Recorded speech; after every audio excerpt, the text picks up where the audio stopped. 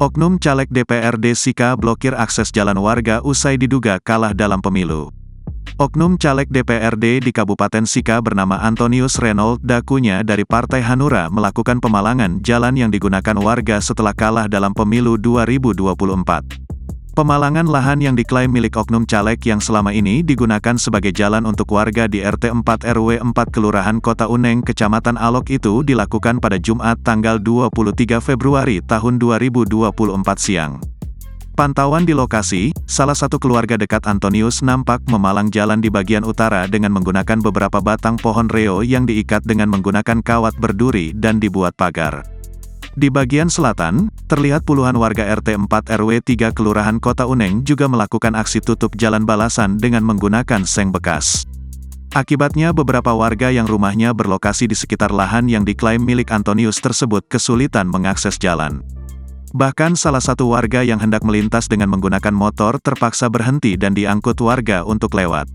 Anis, salah satu keluarga oknum caleg yang ditemui di lokasi mengatakan hingga pukul 15 WITA, belum ada arahan dari pemilik lahan yang merupakan oknum caleg untuk membuka akses jalan.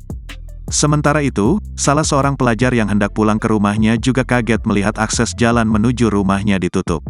Mau lewat depan tapi di sana juga dipagar.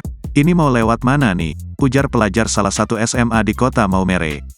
Sementara itu, Antonius yang ditemui di kediamannya di Kelurahan Kota Uneng mengaku penutupan jalan tidak ada hubungan dengan kekalahan dirinya saat pemilu 2024 dan sudah merencanakan sejak jauh hari. Namun ia mengaku penutupan jalan itu karena lahan miliknya di RT 4 RW 3, Kelurahan Kota Uneng hendak dijual. Lanjut Antonius, lokasi itu sebenarnya bukan jalan tetapi bagian dari pekarangan miliknya yang selama ini digunakan warga setempat untuk akses jalan. Kebetulan sudah ada negosiasi dengan pihak lain yang mau membeli sehingga ukurannya sampai dengan jalan yang dilewati itu.